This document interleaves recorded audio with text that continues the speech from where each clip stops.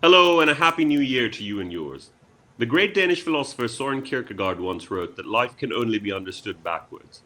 7 months after the conflict between India and Pakistan, we try to figure out if anything has changed in the regional status quo and what lessons can be learned by each of the two countries.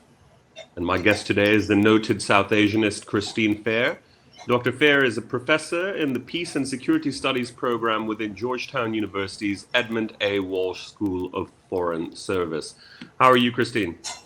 I'm okay. Thank you for having me, and Happy New Year to you, yours, and your audience. Thank you so much. Thank you so much. I So, should say Dr. Naya Sal Mubarak. Naya Sal Mubarak. Yes, absolutely. Well, you speak better Urdu than me. I would just want. So, let me just ask you. I guess it's a blunt first question, but who won the war between India and Pakistan? Can we even call it a war? But who won the conflict between India and Pakistan that happened in May? Yeah, technically it's not a war. A war has to involve like 1,000 battlefield deaths. So I don't like to use the word war incautiously. So I prefer the conflict or the standoff. But I think it's fairly clear, at least to me, and this is not going to sit well with my friends across the border in India. But I've maintained that Pakistan has won this conflict. It's won this conflict in a lot of ways. I think it, domestically, the Pakistan army was very much on its heels.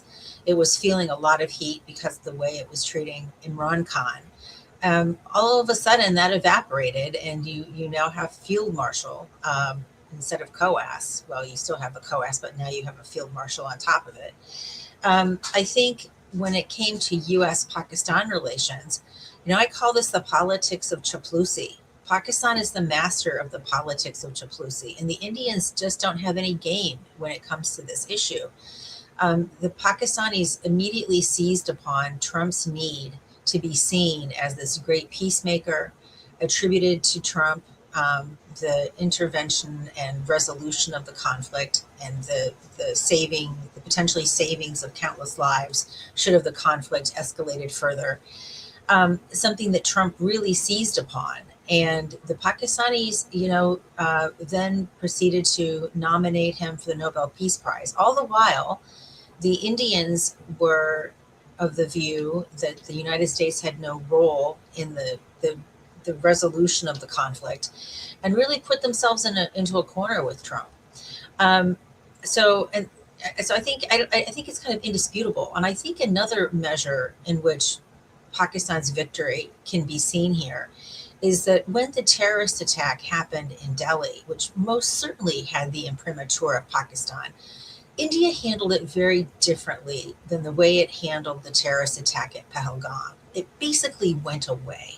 Because if it didn't go away, India would have found itself in another escalation spiral like it found itself in Operation Sindoor. So I think that the third point to me is really important about the lessons that India drew from this conflict, namely that India does not have the escalation dominance that it purports to have in these kinds of conflicts. Okay, you mentioned something very interesting there. You said that the attack on Delhi had the fingerprints of I the said Pakistan. likely. I said likely has the Likely. Okay. imprimatur. Okay. Likely has the Likely. Okay. So imprimatur. yeah, let's be. Well, I think language is very important Yeah, when we talk about yeah. sort of flashpoints like these. Um, is there actually? I mean, for me, right? As someone observing this, I can't see that the burden of proof that you would need to clear to ever be able to demonstrate, that retaliation is necessary can ever be met. That's what So she. So I Sorry. think I Yeah. think you're really right to raise this, and that's why I said likely, right? But I do Mm, want to point out that India never presented any proof in Pahalgam, yeah. and it went ahead. And India usually has what I would call attribution dominance, which is to say that when India makes a declaratory statement like this attack has the imprimatur of Pakistan, the world tends to take India at face value. Now, Yeah. there's a couple of reasons for that, frankly speaking. There is, back in previous lives of mine, there is a lot of intelligence about Pakistan's involvement in these groups, and so at the sub rosa level, states that tend to track or maintain or collect intelligence on Pakistan and its relationships with these groups know that these relationships exist. So I think that's one reason why India has this sort of allegation dominance, that when it makes a claim, the world tends to believe it. But what I think is fascinating is that India did not handle the Delhi terror attack in the same way in which it did the Pahalgam attack. And that is the difference that I'd like to draw your attention to. Right. Because if India had made the claim that this had Pakistan behind it, India's media circus would have created a bloodthirsty arena in which there would have been some sort of Operation SINDOOR 2.0, or however it would play out. And I think India learned that Operation SINDOOR was escalated too quickly. It escalated out of India's control. Now, whether or not the U.S. had any intervention, personally, I believe it did. I don't believe the Indian claim, so I'll probably get PNG'd for saying that. I think the evidence of U.S. involvement was very clear throughout the crisis. But the difference that I'd like to draw is between how India handled Pahalgam and how it handled Delhi, and the difference could not be more stark. Yeah. No, absolutely. Now you talk about there are a few things that you spoke about right there that I would like to sort of pick up on. You talked about the media circus. That's very interesting to me. I mean, just observing the way that the two media establishments of each country handled the conflict in May, the difference could not be more stark. While I was watching, I don't know how much Pakistani media you follow, but if you were following the Pakistani media, you would have found a circumspect, sort of sober response to events. There was very little sort of claim and counterclaim. There was very little jingoism. It was very much a case of let's wait and see. There wasn't that kind of, that kind of bloodthirsty atmosphere that gets created on television whenever there's a conflict between two nuclear armed neighbors, right? On the other hand, I was astonished watching Indian television. I have to be honest with you. I found it remarkable. The claims that were flying around, the allegations. We were hearing supposedly credible journalists claim that Karachi was under attack, that the prime minister was in a bunker, that the chief of army staff had fled. Did this conflict sort of compromise the credibility of the Indian media establishment? Because I found it remarkable, I have to say. Look, I agree with you. One show I simply walked off of. Arnab Goswami had me on his show, and I was just like, I just can't participate in this circus. And I told him to his face that he has a jingoistic media circus, and I just walked off. It was just intolerable. It was impossible to watch, much less participate in. No, I certainly share your assessment of that. As to its credibility and ruining its credibility, I would say that the Indian media credibility has been lacking for a very, very long time. I don't think it's been a good long time since one could point to an Indian television channel and say they have credibility. So whether or not I think it was a gradual discharge of respect, quite bluntly. But where does that come from, though, Christine? What exactly is happening behind the scenes or under the hood? Are they being fed lines from the government, which they are just sort of taking at face value, or are they just inventing things? Because it's remarkable. As a journalist myself, I don't know how you would make such outlandish claims. I'm going to be very blunt with you. I don't know. I'm simply speculating. But one thing that we do know is that since Modi has come into government, he has used the wings. He's used the strength of the state to clamp down on journalism houses that oppose the government. And I'm sure you're familiar with the phrase the Godi media that has arisen. So you have a very pliant pro-government media, and anyone that goes against the government pays a stiff price. And The Wire, I think, is a really good example of that. It is an example of a media house that does retain credibility, and it pays a price for it. you also have the explicit and outright ownership of media houses by pro-Modi billionaires, Yeah. right? And we also have to blame the Indian viewership, because the Indian viewership doesn't simply walk away from this nonsense, right? It continues to watch, it continues to contribute to the advert revenue. So I would say that I see, I see a lot of similarities to Fox News, Okay. Okay. right? Fox News, now, but when I say similarities, I mean, Indian media is like Fox News on crack. So Like we're just like a hyper sort of sensitive echo chamber. Is that what you mean? Like, I mean, just, it's a hypersensitive echo chamber that distributes lies as facts. okay.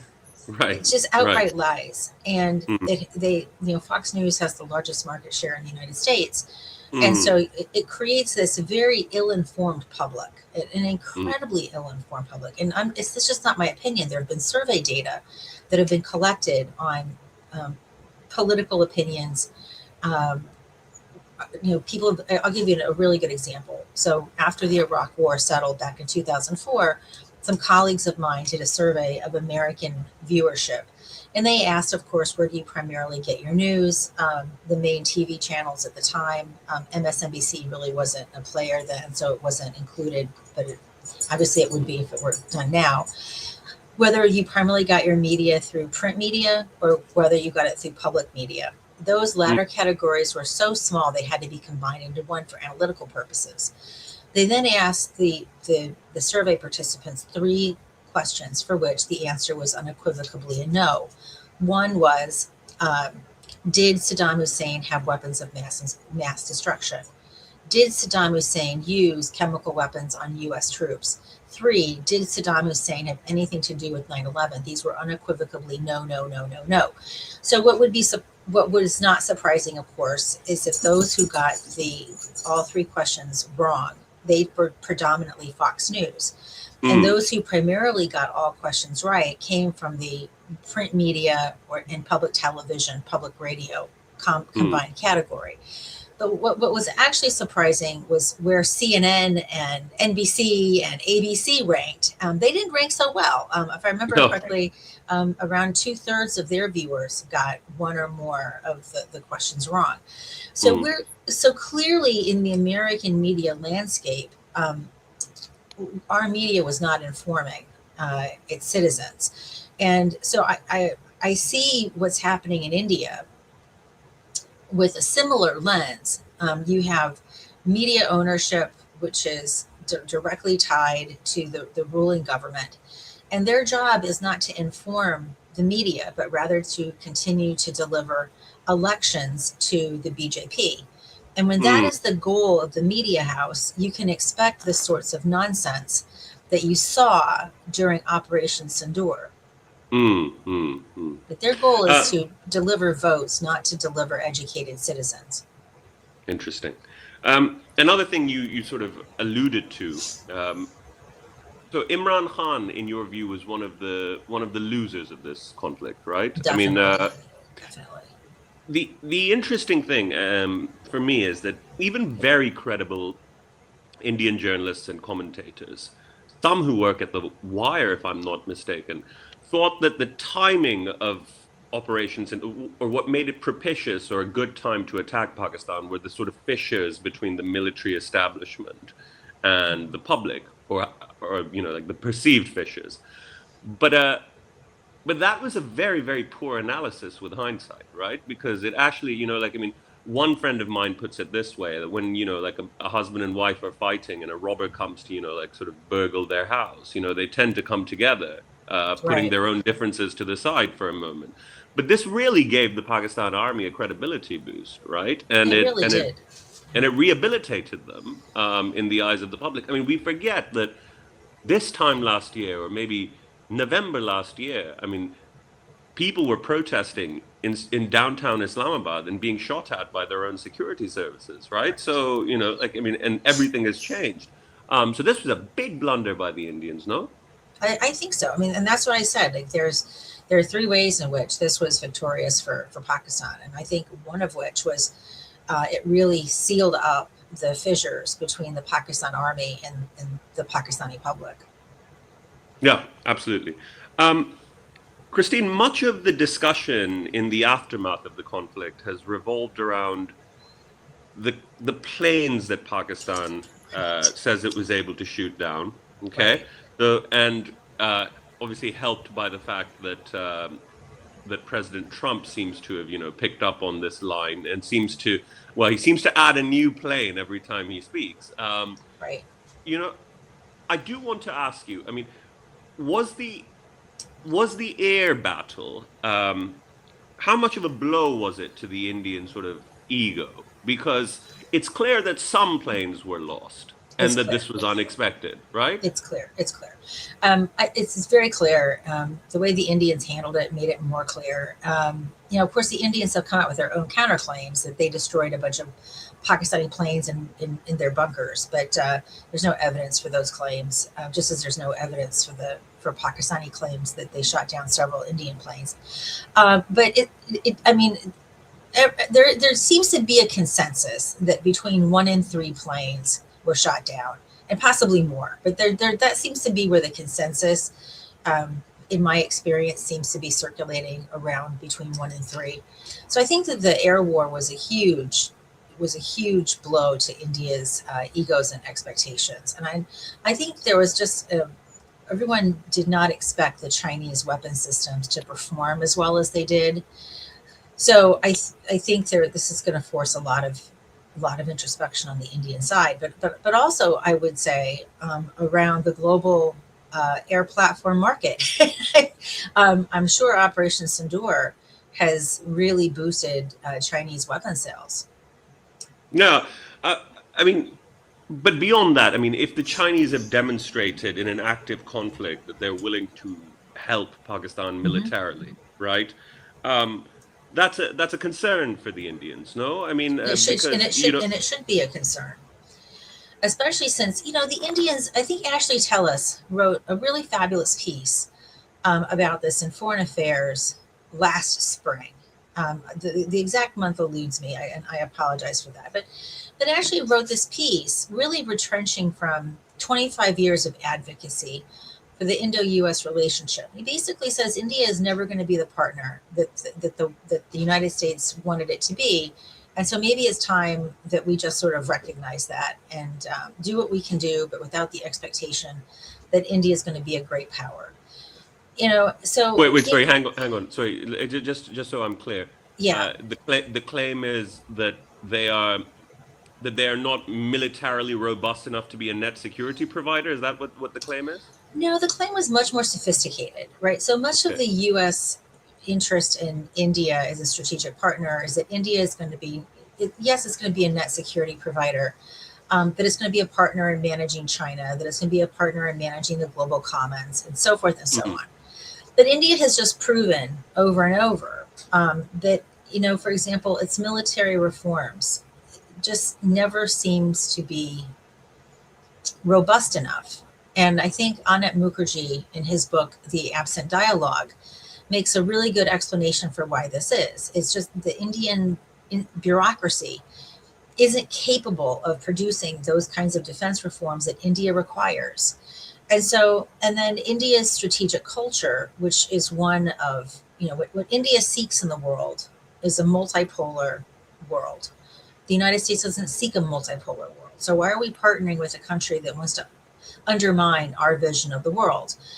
And it seeks partnerships that are transactional, but don't really enhance India's overall it doesn't overall help India advance along the arc of great power status.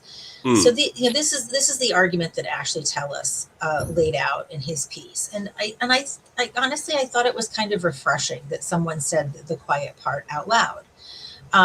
India hasn't been able to manage China in its own neighborhood, so how is India going to manage China on a larger scale, right? So I think Operation Sindoor coincided with, a lot of Americans that have been pushing this portfolio for a really long time, just continually being disappointed in the choices that India makes.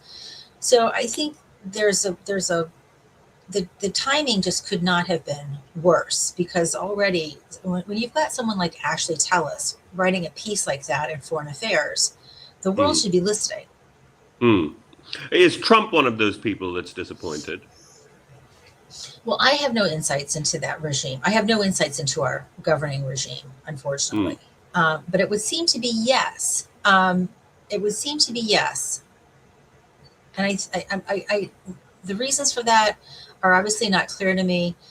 But Trump has obviously saddled India with the 50% tariff. This is not the kind of thing that you do to a country for which you have a lot of aspirations. no, quite. I mean, it's just because at the beginning of this program, you were talking about the sort of Pakistan-US rapprochement as a direct consequence of Pakistan being very good at sort of flattering and massaging Trump's ego, right?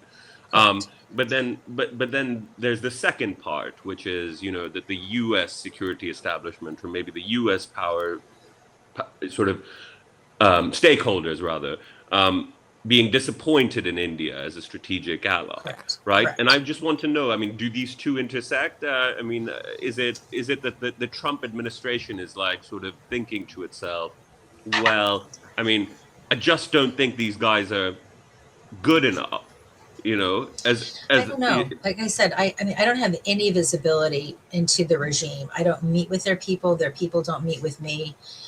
So mm, I don't know.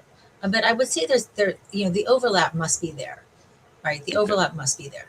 But I will okay, also say that I don't think that this U.S. Pakistan rapprochement has a lot of substance to it, because, okay, in the sense that usually the reason why the Indo-U.S. security ties were pursued so relentlessly for 25 years is that there was this perception that we have common interests.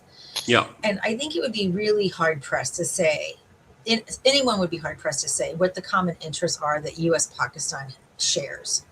yeah, Um, yeah, yeah, Now there is a transactional level here, right? What Pakistan has done is given Trump access to, I don't know what we're going to call them, crypto misadventures, because these crypto misadventures seem to be only misadventures. And then, of course, access to Pakistan's sizable uh, mineral resources. mm, But there have been a lot of people trying to get those mineral resources out of ground into to market, um, heretofore, and they haven't been very successful. So I'm not sure what's going to make the American effort different. And my understanding is, you have to correct me if I'm wrong, that Pakistan itself doesn't have any of the processing technology in Pakistan, and that the processing has to be done through China anyway. right, So I'm not really sure what the substance is going to be to this Pakistan U.S. rapprochement, other mm, than I mean, Pakistan is the object of Trump's fetishization right now. Pakistan also offered mysteriously, to my understanding, to participate in some kind of Gaza stabilization force. I can't imagine that's going to go over very well, should it ever materialize.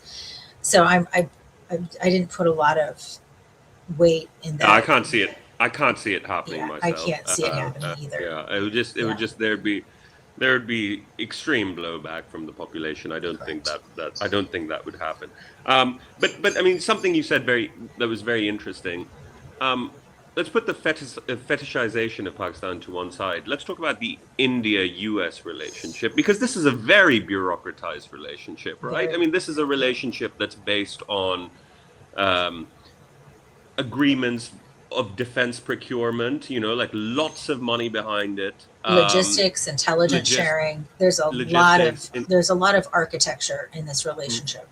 right, and then a lot of people who were formerly State Department employees, like work in this relationship, like I mean, As so contractors, as yeah, contractors, yes, as contractors. yeah, Now, seems to me that a relationship that's that entrenched and that bureaucratized and has that much money behind it ought to be more durable and ought to have, more of an influence on the president than it does. And yet he seems to be inclined to almost humiliate India every time he speaks about India. Like I yes, mean, yes. something doesn't add up there for me. I mean, what's going on? So you're right. It's one of the most bureaucratized relationships. There's countless think tanks. There's countless contractors that are behind it. So this is the architecture is very, very robust. But despite the fact that it is robust and has been robust for quite some time, what's Trump has demonstrated is that a very strong president can undermine that architecture. And I think a lot of people were really surprised by it because, generally speaking, until Trump, there has been policy continuity with respect to India. There might be Yep. disagreements on small things, but generally speaking, whether the president was Republican or Democratic, even in Trump 1.0, there was policy continuity. So I not having any insights into the Trump administration, I really can't give you any insights as to how it is that Trump has managed to subvert this relationship for which there has been a very strong scaffolding built through all of the mechanisms that you noted. I simply don't know, but I can simply say that I agree with you. Okay. It's good that someone agrees with me. That sort of boosts my ego no end. Um, okay, Christine, the conflict brought the Kashmir dispute back into the international spotlight for a brief period, although that seems to have receded. Is the status of Kashmir more or less settled, which is that the status quo, as it were, the current dispensation is going to continue for the foreseeable future? I mean, I can tell you on the American side, there's no appetite for anything other than the status quo being normalized into a permanent status. There's no appetite in changing maps, not in the United States, not elsewhere. And so Pakistan remains the singular player here that wants to change the situation on the ground. And I don't think Pakistan's going to find a lot of support for that position. But for example, S. Shankar has, like in the last couple of years, has made a couple of claims saying that they would like to take, the parts of Oh Kashmir yes. under. Oh yes. And under so that's a really good point. And it's because I'm not a morning person that eluded me for a second there. But you're right. This government has taken a very different position, which is they would like to take back all of Kashmir that belongs to India under the instrument of accession. Now, one does have to acknowledge India has an instrument of accession, so this is not a baseless claim. And this government, because of its Hindu nationalist credentials, is going to espouse those claims. Now, do I really believe that this government thinks that that's a reality? I do not. Okay. Okay. And do I really think that this government wants more Muslims living in its India? I do not. Okay. Um, Right. I mean, to be completely blunt about it, Yeah. but one has to acknowledge that under this government, these claims have been espoused. Hmm. Let's talk about the escalation ladder quickly. I mean, how close were we to a nuclear war? I mean, the Trump administration would like you to believe that they averted a nuclear catastrophe. I have to say, the Pakistani side has allegedly said that Trump helped save 10 million lives, and he's obviously going to take that on board. But I mean, was this once one gets onto the escalation ladder? I mean, can you foresee a situation where things do become nuclear? So I don't, because I actually believe both countries are perfectly rational. And I think this crisis, look, I do believe no matter what India says, I do believe that the U.S. was involved in de-escalating this conflict. Hmm. American officials have been on record as describing this as pushing on an open door. Right, Hmm. both sides were really anxious for some kind of de-escalation to happen. Hmm. So I don't think we were very far. I don't. I think we were very far from any kind of potential nuclear exchange. There. So I when these crises happen, I don't stay awake. Oh my God, is there going to be a nuclear exchange? Of course not, because there are many steps that have to be initiated before we're there. That is presuming that both sides are behaving rationally, and I actually do believe both sides behave rationally. So I don't think that this was a concern that should have been present. In my opinion. Now, I'm not a nuclear expert, so you might want to ask Chris Clary. Chris Clary might have a very different opinion. of the situation than I do. Sure. Just a few more from me, Christine. Yeah. You were talking about strategic interests between the US and Pakistan and how there aren't any obvious ones that you can sort of point out when you look at this sort of rapprochement. I do want to float a couple of theories that circulate in Pakistan more than anywhere else, right? So the explanations, because Pakistanis are as confused as anyone else, right? Because Yeah, I've seen that actually. I've observed their confusion. Yeah, because this relationship, the Pak-US relationship, was considered irredeemable, right? Like a couple of years ago, and this volte-face, as it were, has caught a lot of people by surprise. But the two main theories that are circulating in Pakistan, and I just want you to react to them. The first is that the US needs Pakistan as a go-between with the Iranians, okay? And that is the role that they would like Pakistan to play. So your idea, yeah. Yeah, let me respond to that. Actually, the Indians are a lot closer to the Iranians in a lot of important ways than the Pakistanis are, and the Indians have really built a multi-pronged relationship with the Iranians. So I would have seen the Indians playing that role, quite frankly, in a normal world. I would have expected the Indians to play that role. In fact, about 10, 15 years ago, I wrote an article arguing that the U.S. should support the Indian-Iranian relationship precisely for this purpose. So Right. I would have expected the Indians to play that role, not the Pakistanis. Okay. The second one, and the slightly more insidious or concerning one, is that the US and Pakistan would like to effect some kind of regime change operation in Kabul. Okay, would like to topple the current dispensation that's there because the Trump administration would like to regain Bagram Air Base, and the Pakistanis are sick to their back teeth of TTP attacks on their side of the border, right? So that is Yeah. so this is the other theory that's being floated in Pakistan. I'm not convinced by it, but perhaps you could enlighten me. Should I be? So look, there's a lot of compelling features. In fact, this is the one I thought you were going to float first, not the Iran one. There's a lot of compelling features about this potential explanation that strike me as credible. Namely, the reasons that you offered. The U.S. wants Bagram back, and the Pakistanis are sick and tired of TTP attacks. But regime change into what? Okay, so what has been sort of mentioned is, like probably a different dispensation from within the Taliban movement. Yeah. Okay.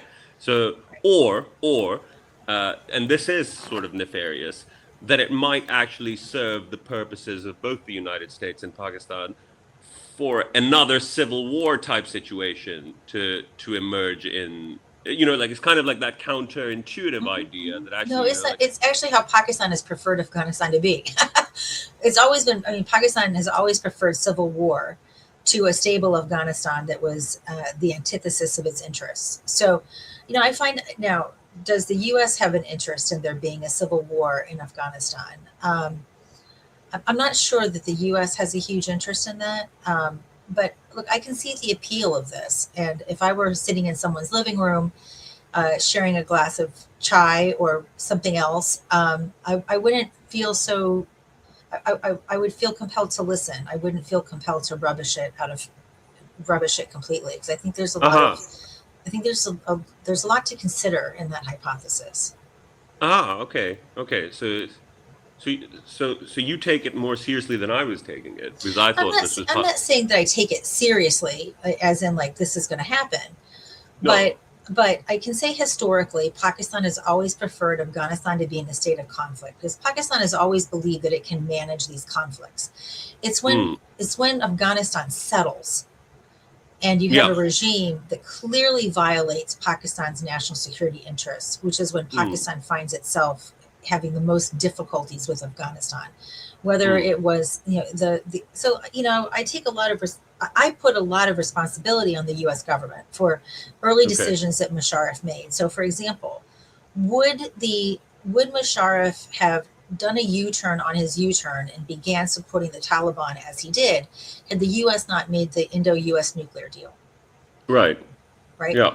Right. I strenuously oppose the Indo-US nuclear deal. You won't find my signature anywhere supporting it because I opposed it. And I opposed it because of my understanding of what the blowback was going to be in Afghanistan.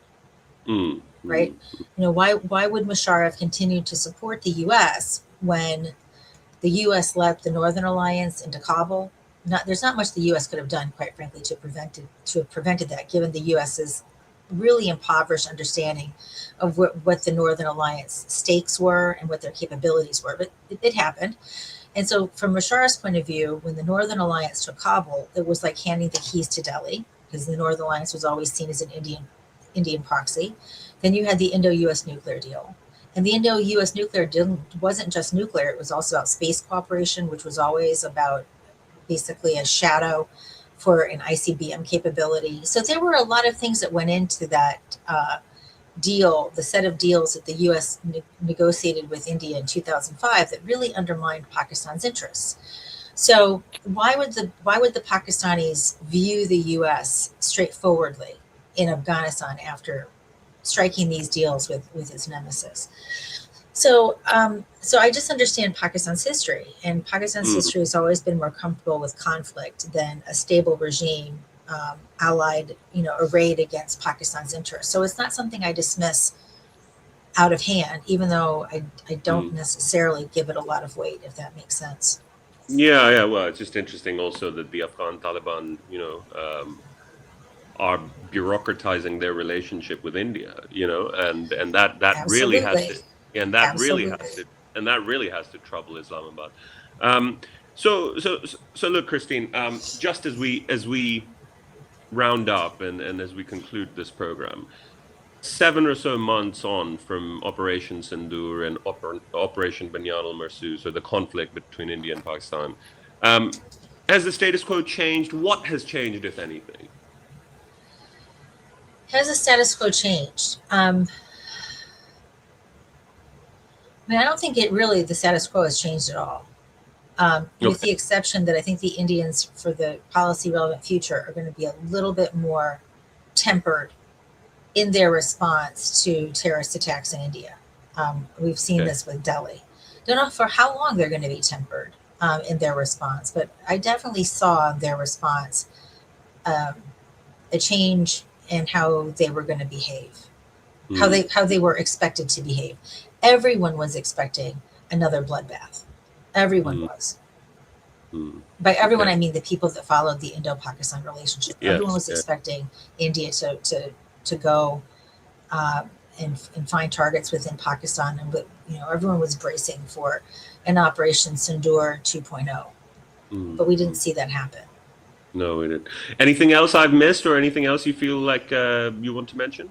No, thank you. It's always fun talking to you, as always. Thank you, Christine. Thank you. Thanks so much for your time. Thank you for joining me. I know it's very early where you are, but I'm really grateful.